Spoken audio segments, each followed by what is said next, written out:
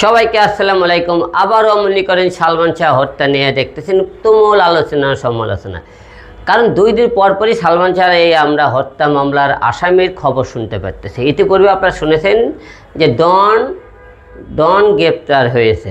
এইটা নিয়ে আবার নতুন করে সালমান শাহ হত্যার তদন্ত শুরু হয়ে গেছে। মানুষের মধ্যে একটা সৃষ্টি হয়েছে আলোচনা সমালোচনা। এখন প্রশ্ন হলে যে 2 দিন পর আমরা শুনতেছিলাম এই সালমান শাহকে হত্যা করেছে সালমান শাহর স্ত্রী এবং তার শাশুড়ি আজিজ মোহাম্মদ ভাই, ডন সহ অনেকে। অবশেষে আপনারা সবাই জানেন ডন ধরা পড়েছে। ডন ধরা পড়ার পরে আপনারা দেখতেছেন ইতিপূর্বে মানুষের মধ্যে অনেক রকম প্রশ্ন। এখন প্রশ্ন হলো যে একটাই, সালমান শাহ হত্যা কি ডন সত্যি করেছে? সালমান শাহ হত্যার পেছনে শাবনূর জড়িত, অনেকে বলে শাবনূর কি আসলে জড়িত? এরকম অনেক প্রশ্ন আমরা গত কয়েক বছর ধরে 29 বছর ধরে শুনে আসতেছি। এর মধ্যে আপনারা দেখেছেন যে সালমান শাহর কবরস্থান থেকে কিন্তু লাশ তোলারও কথা কিছু সালমান শাহর কবর থেকে লাশ ওঠানোর কথা ছিল, সেইটা কিন্তু ওঠানো হয়নি, ওটাও স্থগিত করা হয়েছে। এখন আমরা বলতে চাই প্রকাশ্যে অনেক লোকে খুন করা হয়েছে, তাদের কি আজও বিচার হয়ে এদেশের মানুষকে তাদের রায় পেয়েছে? 29 বছর পরে সালমান শাহ হত্যার কি আজও কি মনে করেন এই আসামিগুলো ফাঁসি হবে? আমার তো মন কয় না। কারণ এই যে অনেকেই দেখেছেন প্রকাশ্যে পাথর দিয়ে মেরেছে, প্রকাশ্যে গুলি করে মেরেছে, প্রকাশ্যে হত্যা করেছে, তাদের কিন্তু সাক্ষী প্রমাণ সহকারে আদালত প্রেজেন্ট করা হয়েছে। তবু কিন্তু তাদের কি করছে, আদালত থেকে তাকে মৃত্যুদণ্ড দিয়ে আপনি জেলখানায় পাঠানো হয়েছে।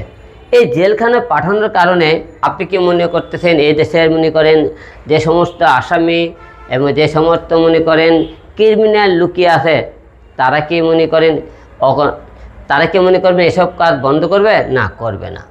কারণ এ দেশের আইন আছে, আইনের শাসন আছে, কিছু আইনের কোনো কার্যকর হয় না। কারণ কি জানেন, এই যে ডনের যে ঘটনা বলতেছেন, সালমান শাহ হত্যার যে কথাগুলো বলতেছেন, ডনকে আমরা দেখেছি ধরেছে, এটা নিয়ে তুমুল আলোচনা। সে সালমান শাহর মূল হত্যাকারী, সে তাকে জেলখানে পাঠানো হবে, তাকে তো ফাঁসি দেওয়া হবে না।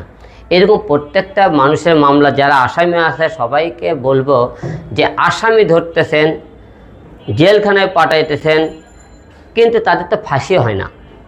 তাহলে আসামি ধরে মানুষকে কী বোঝাতেছেন? আইন আছে, আইন তো কার্যকর হয় না।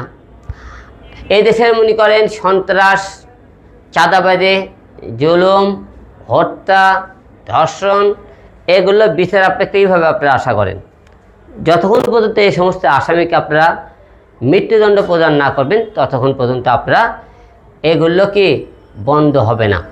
তাই সালমান শাহ হত্যার ঘটনা আমরা অবশ্যই চাই যে প্রকৃত খুনি তার বিচার হোক, শুধু বিচার না, তাকে ফাঁসিতে ঝুলাইয়ে এদেশের মানুষকে প্রমাণ করা হোক আসলে সে খুনি ছিল এবং একজন মায়ের সন্তান সে কেড়ে নিয়েছে, তাকেও মনে করেন মেরে ফেলে দিয়ে ফাঁসিতে ঝুলাইয়ে এই দেশের হত্যা বন্ধ করতে হবে, ধর্ষণ বন্ধ করতে হবে, খুন বন্ধ করতে হবে। এই সমস্ত কালোবাজারে খুনি এগুলোর থেকে হাত থেকে বাঁচতে পারবে না। তাই আপনাদেরকে বলতে চাই, মানুষের কথা শুনে আমরা অনেকে অনেক রকম মন্তব্য করি, মন্তব্য মানুষের গন্তব্য কোনোদিন পৌঁছে দিতে পারে না। সমালোচনা মানুষকে কোনোদিন থেমে রাখতে পারে না। আলোচনা মানুষকে উপর নিয়ে যেতে পারে, নিচেও নামাতে পারে। কিন্তু আমার প্রশ্ন একটা, এই খুনের বিচার কি আজও হবে? সালমান শাহর বিচার কি এদেশের জনগণ পাবে? এই সালমান শাহর হত্যা এর থেকেও তো বড় বড় মনে করেন লোক তার পিছনে জড়িত আছে, তারা কি ধরা পড়বে? আপনারা কি মনে করতেছেন? এক ডনকে ধরে কি সালমান শাহ হত্যার সমাপ্ত ঘোষণা করতে চাইতেছেন? আর আড়ালে যে যারা লুকিয়ে আছে তাদের কি হবে? তাই আমরা চাই যারা প্রকৃত খুনি তারা সাজা পাক। তাদেরকে মনে করি সে মানুষ এখনও সালমান শাহকে অনেক ভালোবাসে। কোটি মানুষের হৃদয়ে সালমান শাহ এখনও আছে। সে কোটি মানুষের হৃদয়ের একটাই স্বপ্ন, একটাই আশা, সালমান শাহ হত্যার আসামির আমরা ফাঁসি চাই, ফাঁসি চাই, ফাঁসি চাই।